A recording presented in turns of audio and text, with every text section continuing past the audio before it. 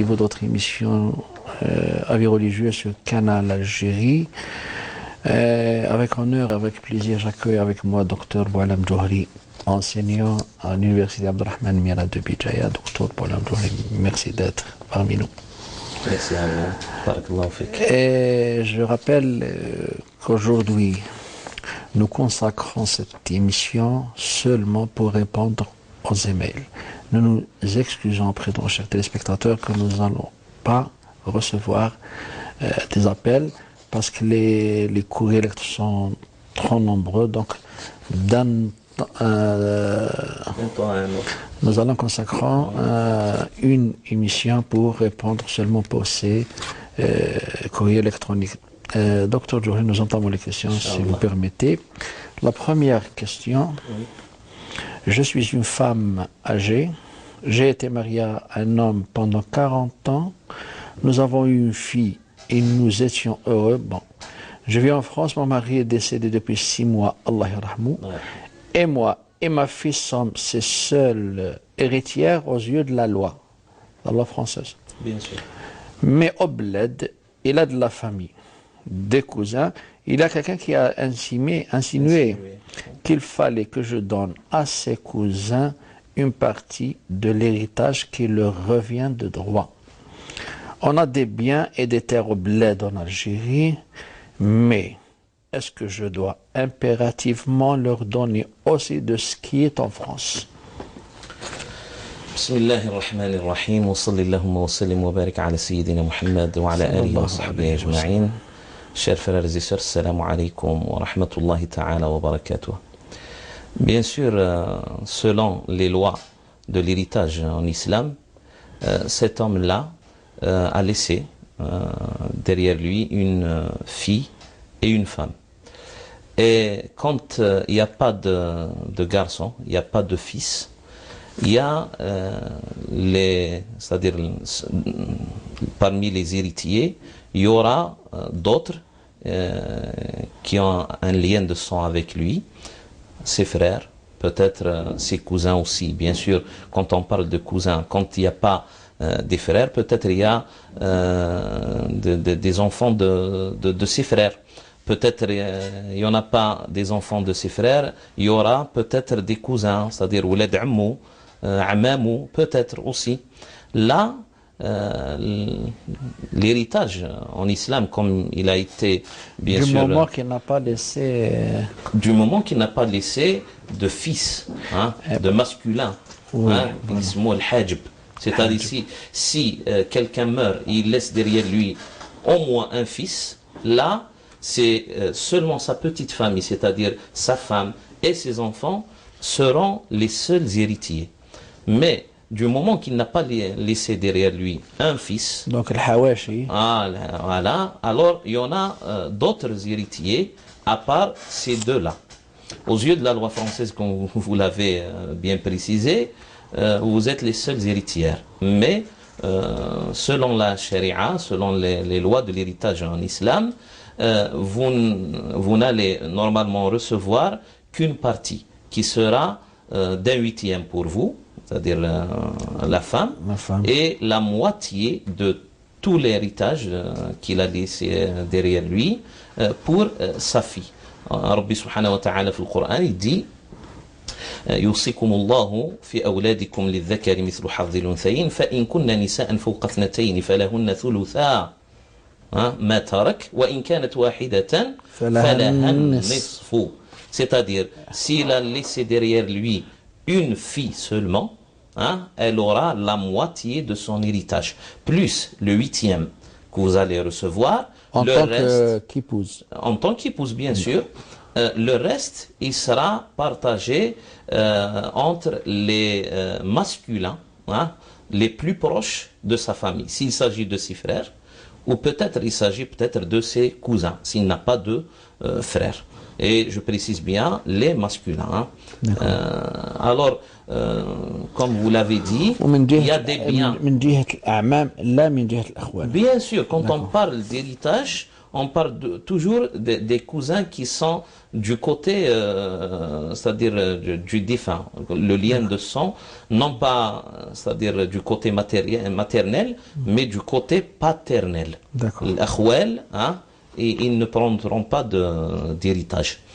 Et comme vous avez des biens ici en Algérie, et vous avez des biens en France, bien sûr, vous allez, c'est-à-dire faire des concessions par rapport à ce que vous, c'est-à-dire vous avez de droit, il vous revient de droit de ce qu'il a laissé ici en Algérie, c'est-à-dire, et vous allez compenser avec ce qu'il a laissé en France, s'il n'y a pas vraiment une issue pour que vous donniez de ce qu'il a laissé, hein, de ce qu'il a légué derrière lui comme héritage, concernant l'héritage qu'il a laissé en France.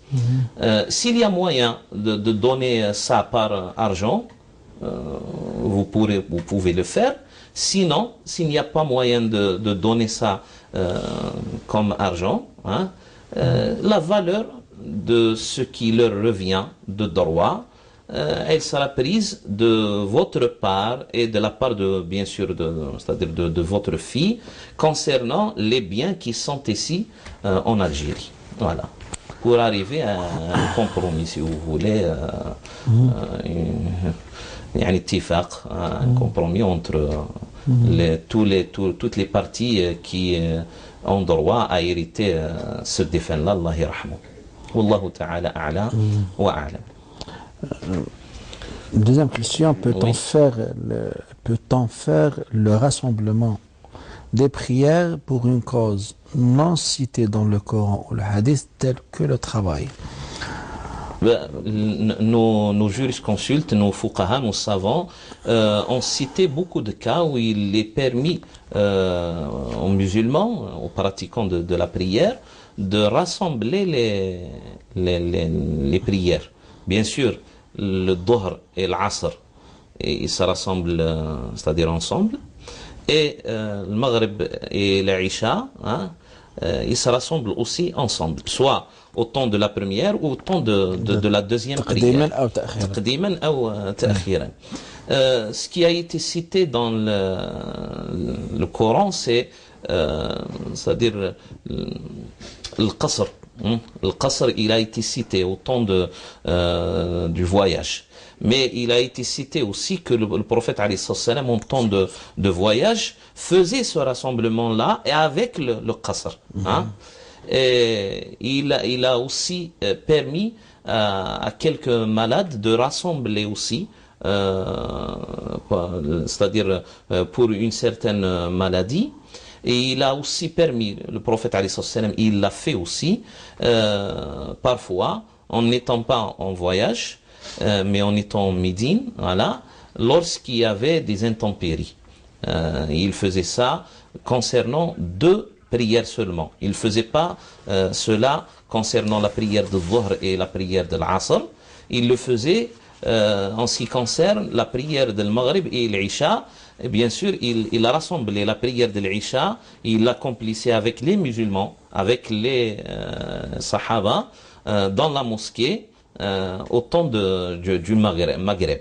Mais les jurisconsultes ont dit, c'est-à-dire ont élargi en quelque sorte ce domaine-là des choses qui permettent de rassembler les prières, en disant que toute contrainte qu'on subit, qui nous pousse peut-être à sortir la prière de son temps, on peut l'intégrer dans ces choses-là, parmi ces choses-là, qui permettent de rassembler les prières. En s'inspirant de l'esprit des textes. Barakallahu fik, en s'inspirant de l'esprit des textes, parce que le prophète alayhi salam faisait ça au temps du voyage.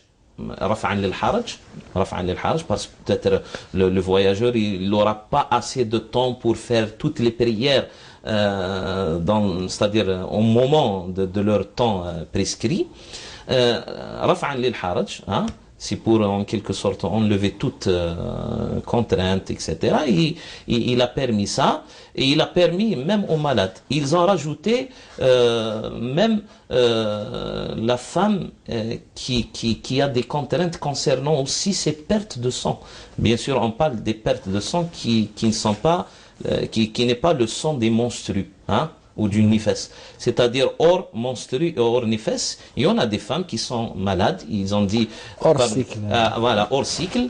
C'est-à-dire que cette femme-là aussi, elle sera dans la contrainte de faire ses ablutions, de refaire, etc.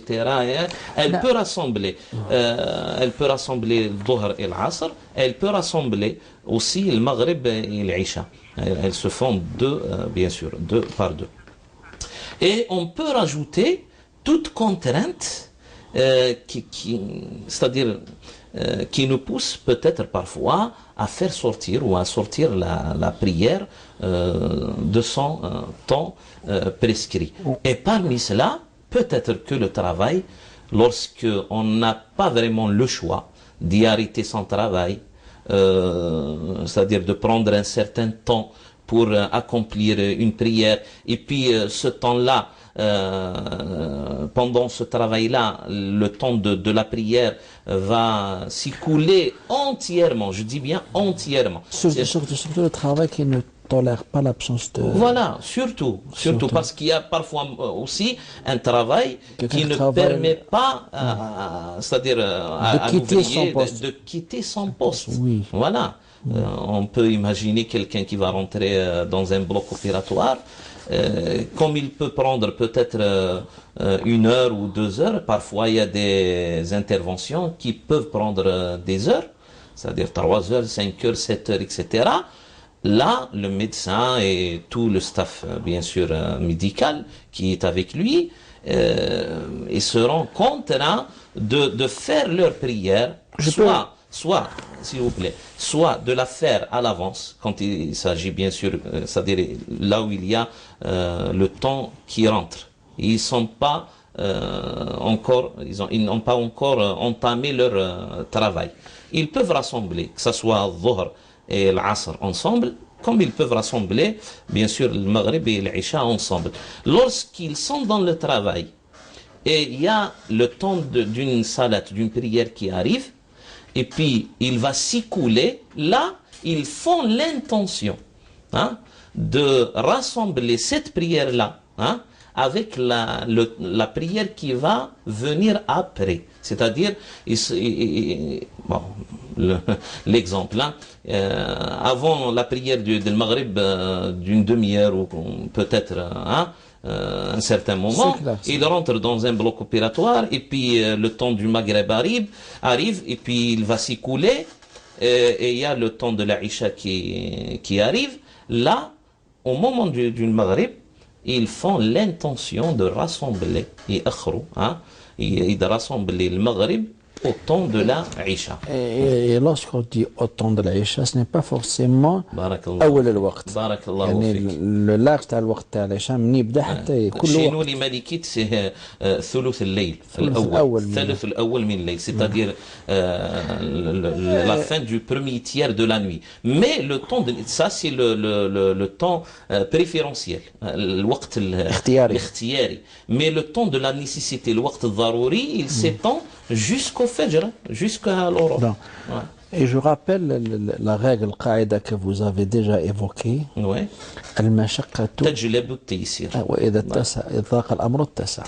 يعني حيثما كانت مشقة une difficulté, une permission, une facilité qui vient. Bon, j'étais dans un hôtel en Allemagne pendant 10 jours pour des raisons de travail. J'étais le seul musulman, je ne connaissais pas la direction de la Qibla. Oui. Mais je me suis débrouillé du mieux que je pouvais en priant vers le sud-est. Oui. Un ami m'a dit que je devrais refaire toutes ces prières que j'ai accomplies dans cet hôtel. Est-ce vrai? Non, ce n'est pas vrai. Si vous avez mis c'est-à-dire à votre disposition toutes les informations nécessaires pour Préciser, désigner la direction de la Qibla. Vous êtes en Allemagne, vous avez eu l'idée de Même si vous étiez en Algérie, là, dans un pays musulman, et vous nous connaissez. Voilà, vous avez accompli cette prière-là en ayant l'intention Que c'est que la vous Qibla. étiez dans la direction Ijtahadta. avec un effort. Vous avez fourni l'effort. Vous avez fourni C'est l'effort. l'essentiel. Et Allah subhanahu wa ta'ala, il dit وَلِلَّهِ الْمَشْرِقُ وَالْمَغْرِبُ فَأَيْنَمَا تُوَلُّوا وُجُوهَكُمْ فَثَمَّ وَجْهُ اللَّهِ. C'est-à-dire, à Dieu appartient l'Est et l'Ouest, ou toutes les directions, bien sûr. Où vous tournez, il y a le visage d'Allah, subhanahu wa ta'ala, parce que la direction vers la Qibla, ce n'est qu'une direction formelle. C'est formel. Shikli, c'est formel. C'est-à-dire, on fait notre prière pour Allah, subhanahu wa ta'ala. Mais en choisissant bien sûr une direction qui est symbolique pour rassembler tous les gens, pour que la Kaaba soit en quelque sorte le point, c'est-à-dire de gravité, si vous voulez, de toute la nation musulmane, etc. Et pour qu'il y ait une seule prière qui rassemble tous les musulmans, etc., qu'il n'y ait pas de différence entre les musulmans. Et imaginez si on est dans une mosquée et puis on n'a pas de précision de la Qibla, comment que les gens vont faire leur prière. Alors c'est un peu symbolique. Hein, ça symbole l'unité de la nation musulmane, si vous voulez.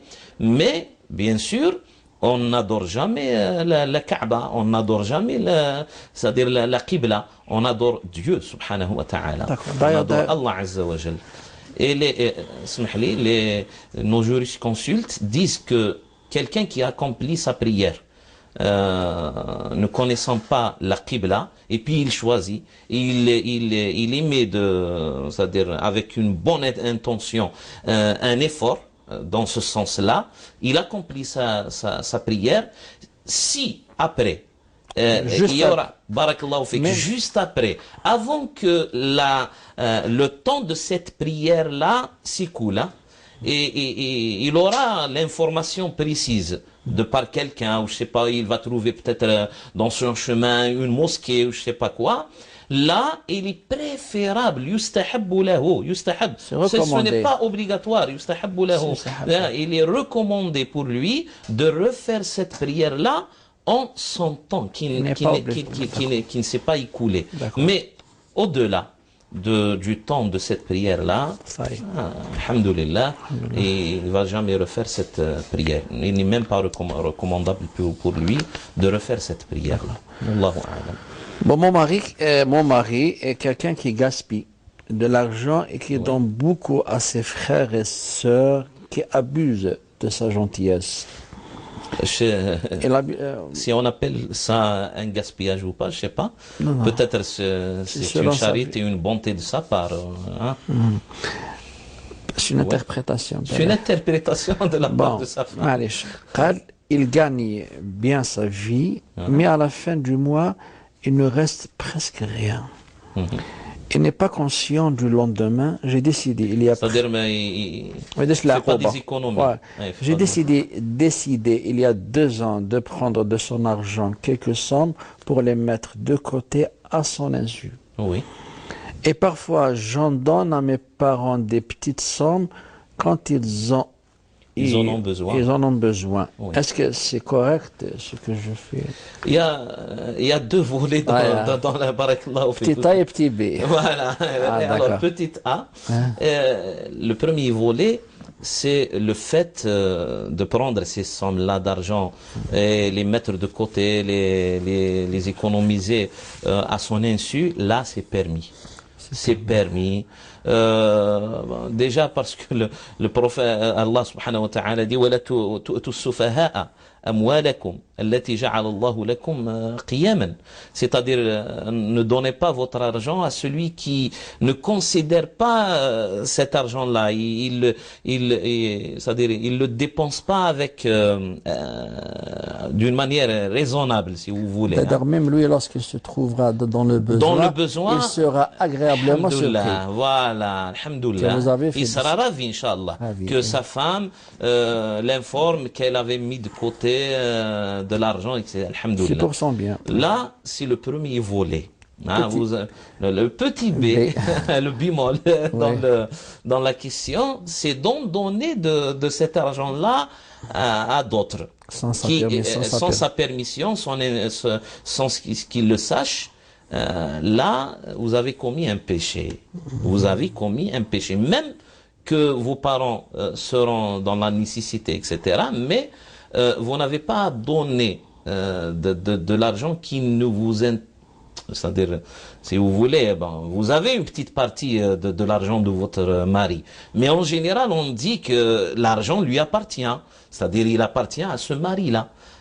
Parce que comme aussi, il y a des femmes qui en ont de l'argent et ça leur appartient. Oui. Voilà. Et c'est-à-dire, malgré que la femme, bien sûr, a un droit dans l'argent de son mari. Mais il ne faut pas le donner à autrui. S'il s'agit de vos enfants qui ont un droit de la nafaqa, hein, c'est-à-dire que ce mari-là doit subvenir aux besoins de sa famille, etc., c'est un devoir envers ses enfants, envers son épouse. Mais envers ses beaux-parents, ce n'est pas un devoir. C'est de la charité, c'est de la bonté. On peut l'appeler voilà, ainsi. Le prophète sallallahu alayhi wa sallam, parmi les droits du mari qu'il a, c'est-à-dire de sa femme ou envers sa femme, les droits, je parle des droits du mari, il évoque cette chose-là. Il dit ولا تعطي من ماله دون علمه. Elle ne donne pas de son argent, l'argent du mari, sans qu'il le sache. Sans qu'il le sache. فإن أعطت فله الأجر وعليها الوزر. C'est-à-dire, si elle en donne à son insu, sans qu'il le sache, il aura, lui, la récompense au jour du jugement dernier. C'est pour alléger un petit peu les conflits entre mari et femme. Si la femme en donne, normalement le mari doit comprendre aussi, hein, de sa part. Il va lui dire, c'est-à-dire, bon, haqq, d'accord, mais Inch'Allah, j'aurai une récompense au jour du jugement dernier. C'est le côté moral. C'est le côté moral de voilà. Mais côté droit, loi, etc., non. On ne touche pas à quelque chose que l'autre possède. Et lui, il aura la récompense au jour du jugement dernier. Et elle aura un châtiment. Et le prophète alayhi salam n'a pas précisé quel est ce châtiment-là. Hein? C'est le wizr. Allahu alam. Est-ce que c'est un grand péché, un petit péché? Il l'a pas précisé, le prophète alayhi as-salatu wassalam. D'ailleurs, docteur, lorsque Hind bint Abi Sufyan est venue évoquer le problème avec Abu Sufyan, son mari, était radin, il était avare. Donc, قالت إن أبا سفيان رجل شحيح.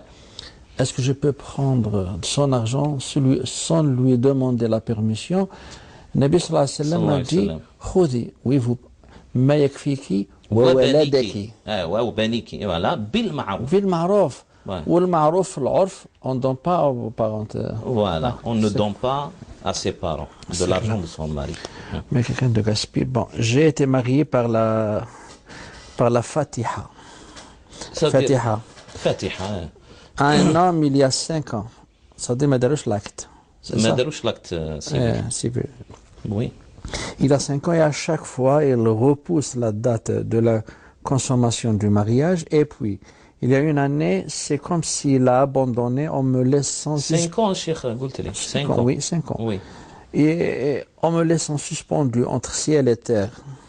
معلقة. Oui, je lui téléphone, il me coupe en nez. Et si je l'appelle avec un numéro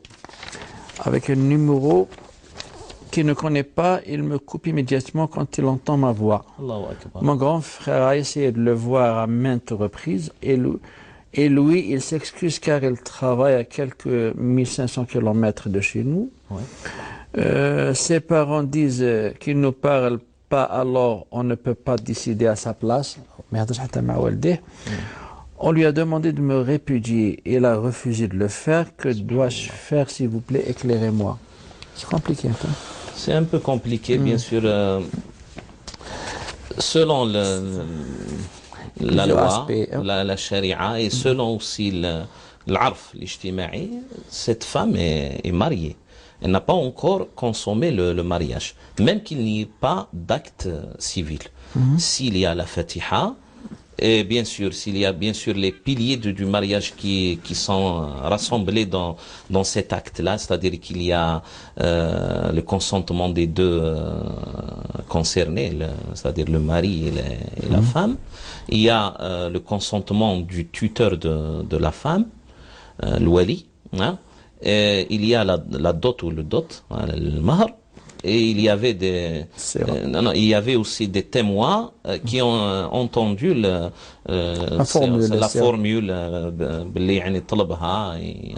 extérioriser l'intention. Voilà. Et il y avait de l'approbation pour ce mariage-là de la part du tuteur de la femme. Là, elle est devenue sa femme aux yeux de la loi islamique. Elle est devenue sa femme. Mais concernant la consommation de ce mariage-là, il nous faut une fatwa. C'est-à-dire, il nous faut une fatwa précisément pour ce cas-là.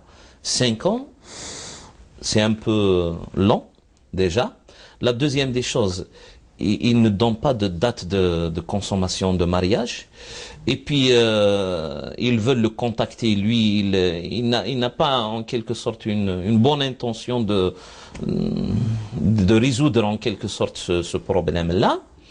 Et puis, il lui demande de la répudier, pour la libérer en quelque sorte. Et il ne veut pas. Là, il abuse. Il abuse en quelque sorte de ce droit-là. C'est vrai que c'est sa femme, mais Allah subhanahu wa ta'ala, quand il parle de cet acte-là qui lie un homme à une femme, Allah Azza wa Jalla dit وَلَا تَمِيلُ كُلَّ الْمَيْلِ فَتَذَرُوهَا كَالْمُعَلَّقَةِ. Ne laissez pas une femme suspendue, comme elle a bien précisé, hein, entre ciel et terre, mu'allaqa, c'est-à-dire ni mariée ni divorcée. Là, il y a en quelque sorte un grand dommage, hein, ضرر كبير, يعني. Et c'est à son entourage de régler ça. D'essayer de faire... d'aller vers peut-être l'imam du quartier, ou je sais pas si dans un village. Même les femmes et les deux familles, il faut qu'ils prennent une part de la responsabilité. Voilà, c'est ça. Qu'ils fassent quelque chose. Qu'ils fassent une assemblée, voilà, qu'ils fassent une assemblée, qu'ils provoquent une assemblée où il y aura un imam agréé. Un imam agréé, je dis bien un imam agréé, comme on le fait fl-arf aussi pour la fatiha. On va s'asseoir, on va en parler, et si on trouve que ce mari-là, c'est fille, quand j'ai évoqué le verset il y a quelques instants, وَلَا تُؤْتُوا السُّفَهَاءَ أَمْوَالَكُمْ الَّتِي جَعَلَ اللَّهُ لَكُمْ قِيَامًا. Quand il s'agit d'argent, Allah subhanahu wa ta'ala nous dit ne donnez pas de l'argent à quelqu'un qui ne donne pas de la valeur et de la considération à cet argent-là. Alors là, comment donner une femme et l'avenir, le devenir d'une femme, d'un être humain, pour quelqu'un qui est inconscient, si vous voulez, c'est-à-dire qui n'a pas de conscience. Ça c'est clair, voilà. Elle a bien tracé son profil. Très bien. Alors, à ce moment-là, Inch'Allah, s'ils arrivent à cette décision-là de la répudier, je dis bien, hein, de la répudier à la place de ce mari-là, le jama'a, hein, ils vont la répudier, c'est-à-dire l'imam. La tatliq,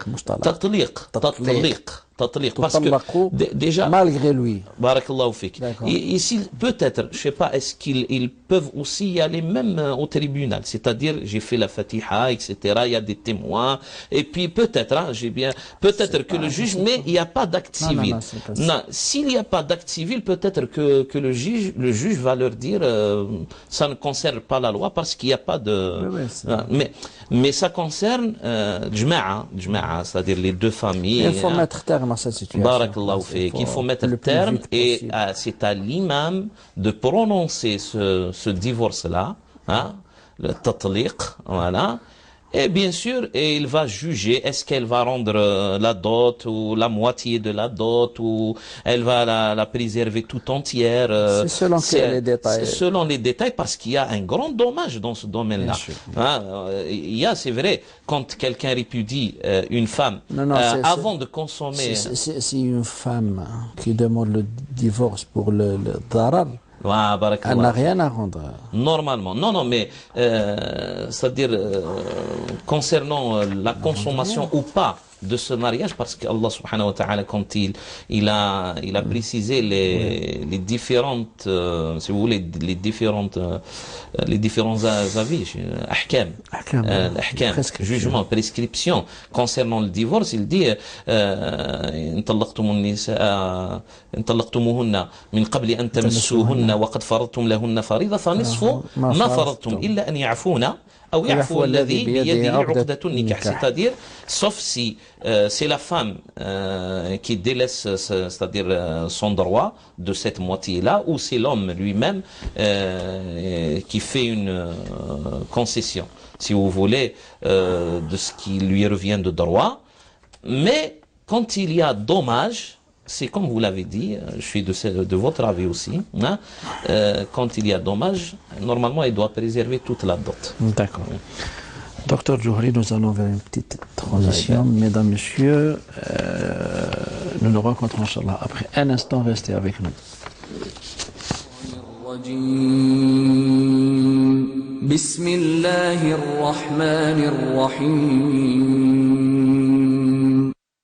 ولله الأسماء الحسنى فادعوه بها وذروا الذين يلحدون في أسمائه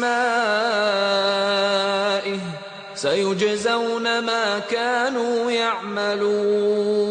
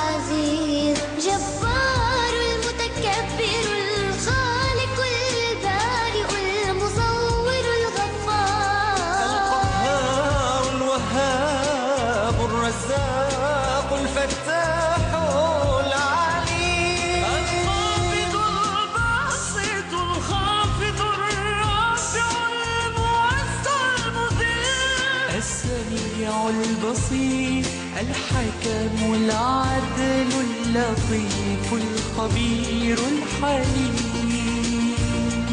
العظيم الغفور الشكور العلي الكبير الحفيظ المغيث الحسيب الجليل الكريم الرقيب المجيب الواسع الحكيم الودود المجيد الباعث الشهيد الحق الوكيل القوي المتين الولي الحميد المحصي المبدئ المعين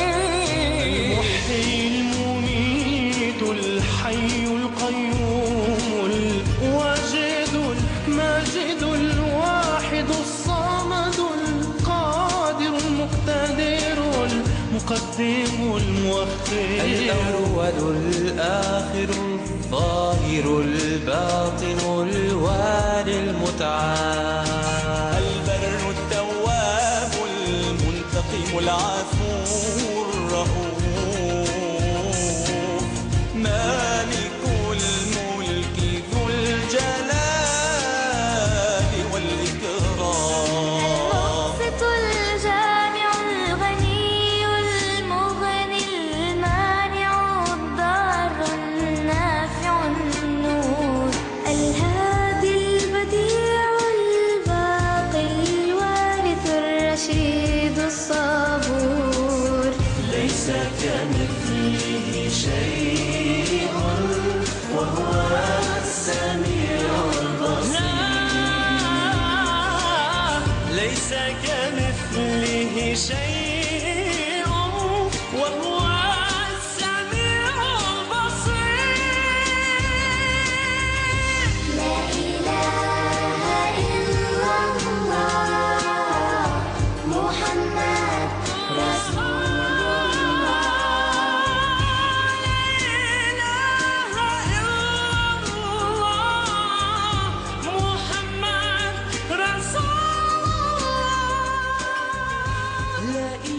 صلى الله عليه وسلم. Mesdames, Messieurs, مرحبا بكم مجددا. Docteur Djouri, نعم. j'ai une question, si vous pouvez me répondre. J'ai un enfant de 3 mois Ouais. qui pleure et sursaute. Mm.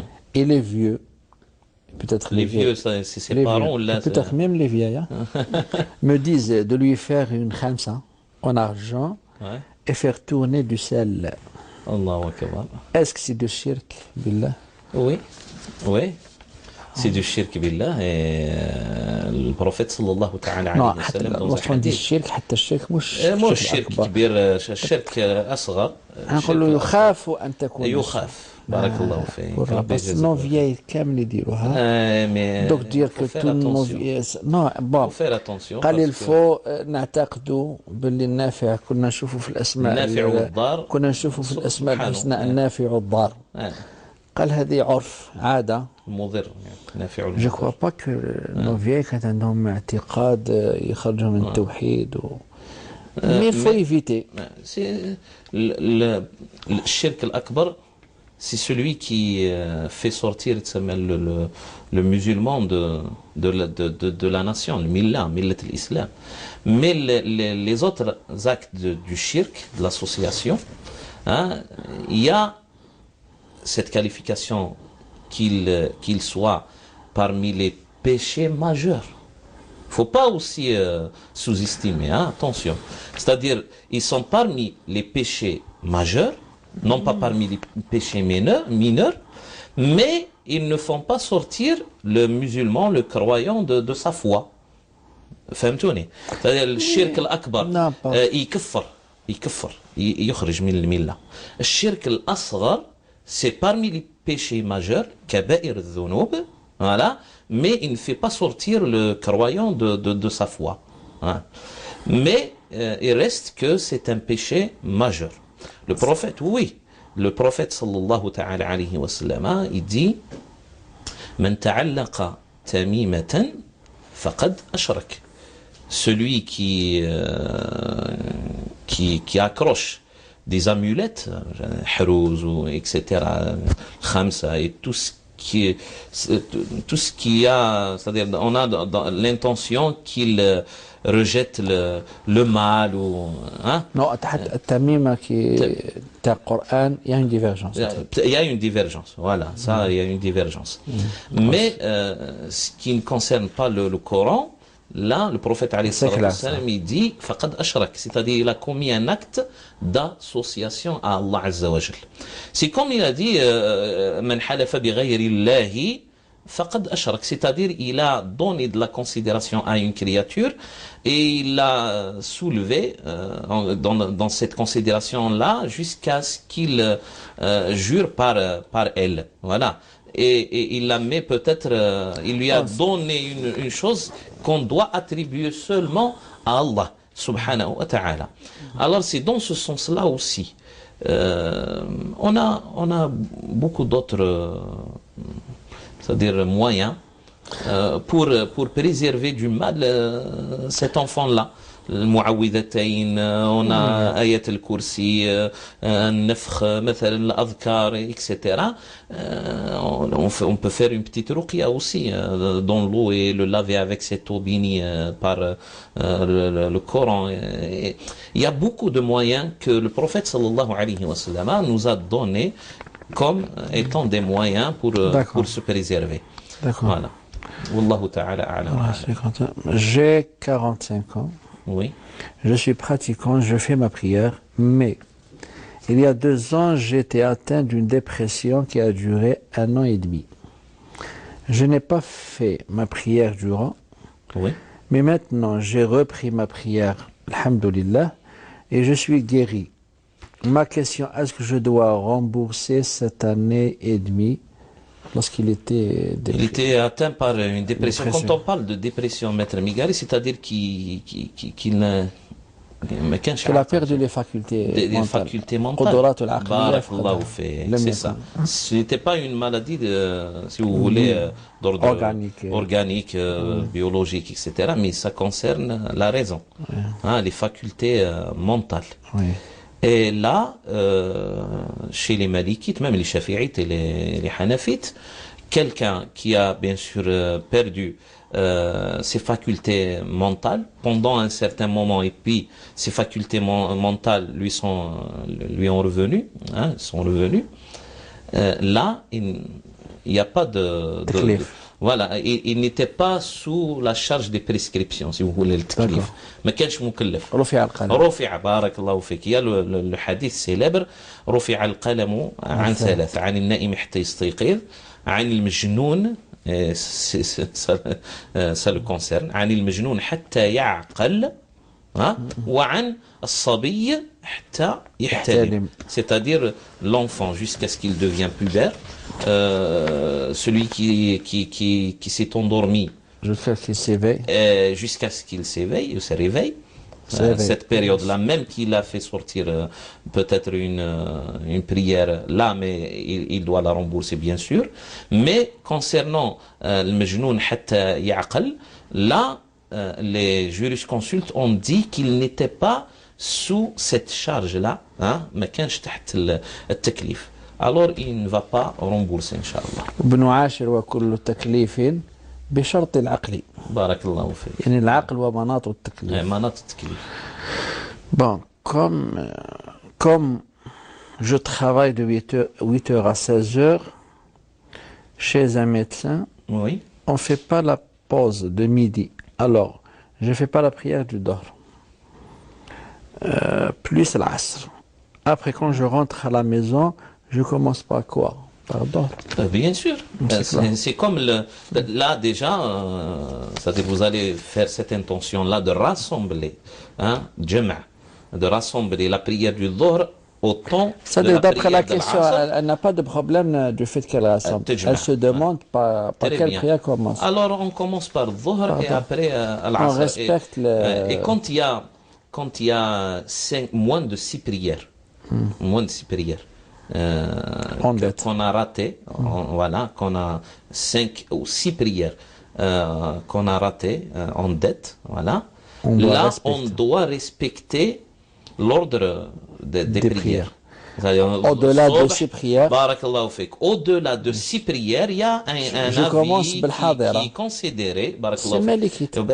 Chez les Malikites, je commence par le Hadira et puis نقضي. Naqdi. D'accord. Mais quand je rembourse, je respecte aussi. D'accord. Voilà, je respecte l'ordre. Ouais. La lecture de certaines sourates est préconisée le soir. Comme sourate Et recommandé. Si vous recommandé, voulez. voilà. Ouais. Al-Mulk, Al-Dukhan, Al-Waqi'a, etc. Ouais. Même Yes, Ayat yes. al-Kursi, D'accord. al-Mu'awwidhat, al-Fatiha. Alors le soir, tel un temps précis serait-il visé de façon exclusive ou l'on peut quand même faire nos lectures pendant la journée car le soir, on l'oublie parfois à force d'être occupé ou fatigué. Le soir commence déjà par la prière du Maghrib, du coucher du soleil. C'est Voilà. ça le soir. Voilà. Ce n'est pas forcément minuit. Ce n'est pas forcément à minuit ou à 1 heure du matin. Voilà. C'est-à-dire vous accomplissez votre prière du Maghrib. Voilà. Juste après, vous pouvez lire تبقى في مكانك في صلاة المغرب pendant 5-10 minutes وقرأي comme الورد. ça et vous faites votre wird. Certains chouyours disent, Ouais. dans de très sûrs chouyours, parce que à Chouyours. vérifier, Ouais. disent que Sadaq Allah al-Azim est bid'a. Que dites-vous? Sadaq Allah est bid'a.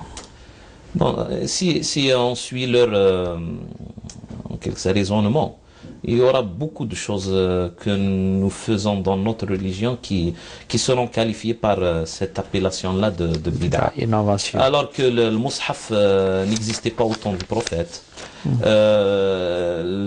Le terqim,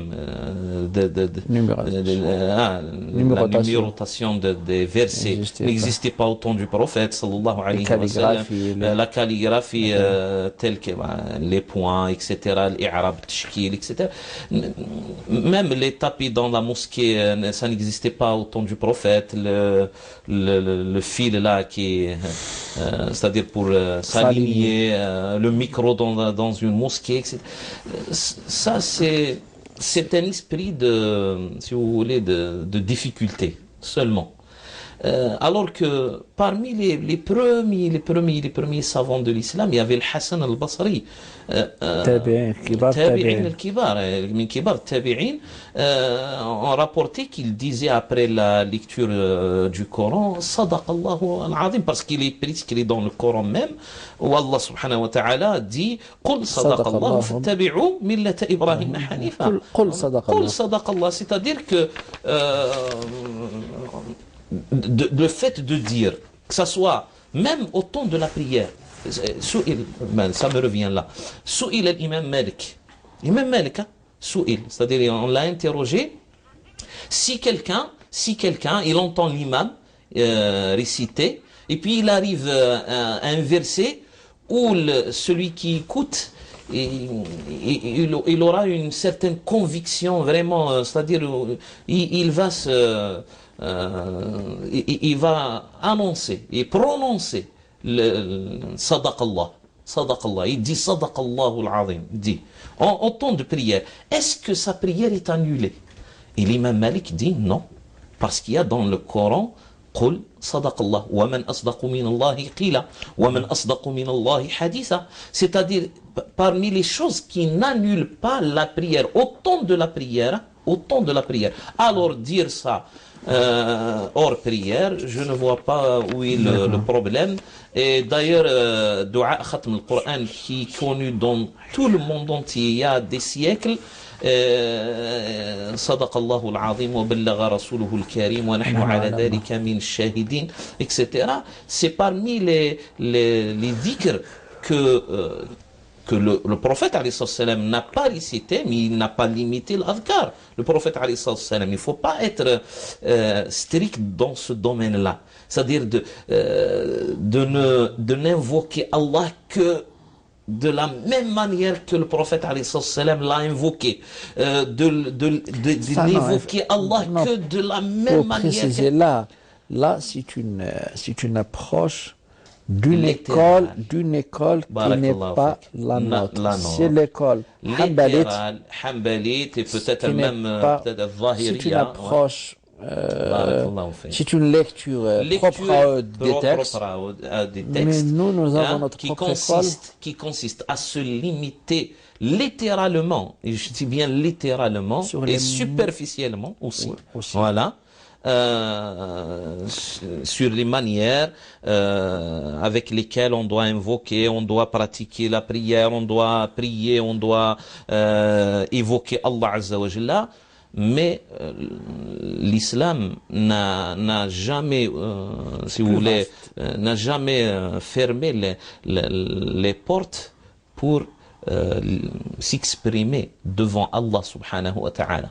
Parce que évoquer Allah Azza wa Jalla, il y a 1001 manières. Et d'ailleurs, le prophète sallallahu alayhi wa sallam, il nous dit, hein, j'ouvre une petite brèche, hein, j'ouvre une petite brèche, il nous dit, concernant le jour du jugement dernier, la shafa'a, il dit, je vais me prosterner devant Allah et je vais lui rendre grâce et l'évoquer d'une manière que je ne connaissais pas ici. C'est-à-dire, il y a un champ qui est très vaste, plus vaste que ce que les gens, certains gens, le limitent. D'accord, c'est clair. Salam alaikum. Alaykoum Ma salam. question porte sur la sadaqa. Oui. J'aimerais savoir si les morts réclament une sadaqa en leur faveur. Il se peut. Qu'est-il dit dans l'islam sur la sadaqa réclamée? Je sais pas ce qu'il dit. Réclame, c'est-à-dire Par il dit les que fait le morts. ménam. Il dit que fait En le ménam. effet, j'ai eu voilà, on Voilà, c'est rêve ça. beaucoup de visions. Voilà. C'est Il les n'y a, rêves, voilà. il y a pas un texte dans ce sens-là. Il n'y a pas un texte, ni dans le Coran, ni dans la tradition du prophète, sallallahu Mais alayhi wa parfois, sallam. en général, Mais pour, quand il y a un rêve, là où on voit quelqu'un de défunt, et puis il nous demande une chose, les savants de l'islam disent, s'il te demande une chose qui est conforme aux enseignements de l'islam, c'est recommandé de la faire. Ce n'est pas obligatoire aussi, hein, parce que celui qui ordonne les enseignements pour faire que ça soit, c'est-à-dire, باش تولي واجب, c'est Allah et le prophète, sallallahu alayhi wa sallam. le problème, ce n'est pas si c'est obligatoire ou non. Ouais. C'est si c'est véridique ou pas. Ou pas, Allahu a'lam. En général, on dit que le miyit raf dar Dar al-haq. al-haq.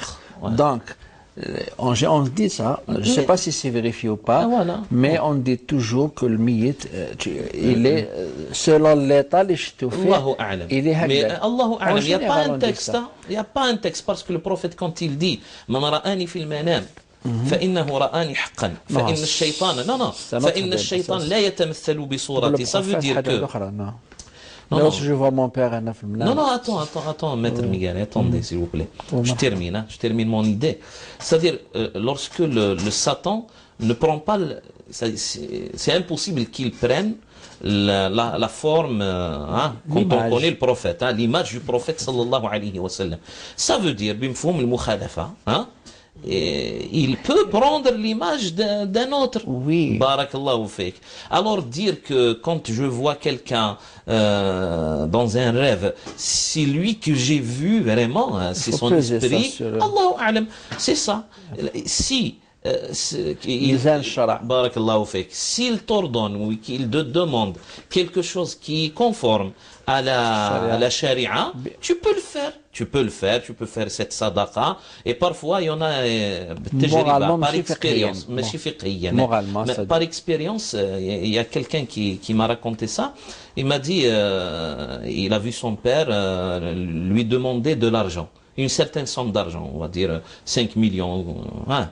Et puis, quand il s'est réveillé, il est allé chez un cheikh, il lui a raconté le rêve, le cheikh, il avait l'intelligence de lui dire, bon, il t'a demandé une somme précise. Subhanallah, pourquoi 5 millions, non pas 10, non pas 20, non pas 30 non, pourquoi il t'a dit ça?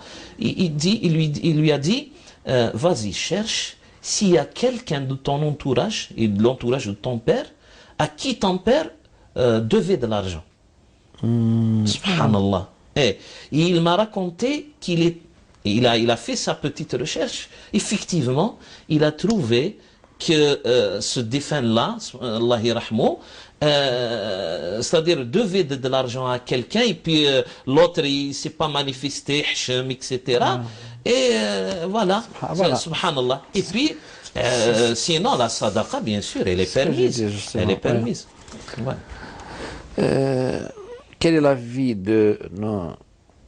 Je vais rajouter quelque chose, Maître Migari. Oui. C'est le deuxième volet. Si quelqu'un qu'on voit dans un rêve, il nous demande quelque chose qui n'est pas conforme, hein, qui va à l'encontre des enseignements de l'islam, là, bien sûr, je suis dans l'obligation de ne pas appliquer ce qu'il m'a demandé.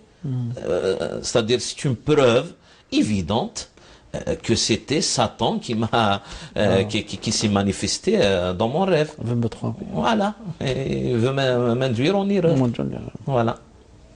Quel est l'avis de la religion concernant les nounours? Oui, Oui. et les poupées et les autocollants de Mickey Mouse qu'on met dans les chambres d'enfants. Il y a des gens qui disent que ça apporte le djinn la nuit. Non, Ah, là. non, non. Voilà. Ça apporte le djinn, ça, il n'y a pas de texte. Ce n'est que des rajouts de la part de... Je sais pas comment. Je ne vais pas qualifier c'est-à-dire ces gens-là d'être des ignorants, mais quand même. C'est-à-dire, il ne faut pas rajouter des choses qui ne sont pas prescrites dans les textes. Subhanallah. Le prophète, alayhi salam, quand ça concerne Sanam, la statue, il dit la tadkhulu al-malaikatu baytan fihi kalbun wa la tasawir, c'est-à-dire les anges n'y rentrent pas dans une maison là où il y a un chien ou un chiot et tasawir, c'est-à-dire les statuettes. Mais le prophète sallallahu ta'ala alayhi wa sallam n'a pas indiqué que les djinns viennent à cause de cette statue-là. Il a seulement précisé que le malaïka, et quand on parle le malaïka, ce n'est pas les deux qui sont avec toi là où que tu sois. Hein. Ah, ceux-là, ils te laissent jamais. C'est le malaïka, Même si on doit croire en l'existence des djinns, mais il faut leur donner sa juste dimension. La juste valeur, la juste dimension, etc. Oui. Et puis, si ça concerne aussi les nounours, les petites poupées, etc. بارك الله كانت تلعب تصنع العرائس وتصنع من الطعام. Elle les donne, Aïcha elle-même, elle fait, si vous voulez, des cakes, on peut dire ça, des petits cakes comme ça, des petits gâteaux, elle les façonne, c'est-à-dire à l'image de quelques animaux, leur donnant la forme de quelques animaux. Même dans le hadith, elle a dit, Aïcha, Oui. نعود الأطفال على الصيام. Oui. Et pour qu'ils يتحملوا. Ouais, qu'ils soient endurants. Endurants, on leur façonne des poupées بالصوف بالعهن avec la laine. Voilà. Oui. Alors tout ce qui est كما نقولوا منبوذ حاجة منبوذة يلعبوا بها, c'est-à-dire elle n'est pas vraiment glorifiée, considérée comme étant une chose sacrée, etc. Là, même une statue qui n'est pas vraiment sacrée, sacralisée par quelques gens, elle ne rentre pas dans le domaine d'être interdite. Voilà. Et nous arrivons, Dr. Johri. Allah yabarak. Peut-être, Inch'Allah, un jour on va prendre ce sujet-là et on va... Toutes les beaux-arts en islam. Toutes les beaux-arts. Voilà. Voilà. Merci pour toutes ces réponses, ces précisions, Dr. Johri. Mesdames, Messieurs, nous nous rencontrons, Inch'Allah, la semaine prochaine. D'ici là, dumtum fi ri'ayatillahi wa hifdhihi. Wassalamu alaikum wa rahmatullahi wa barakatuh. Comme ça, wa rahmatullah.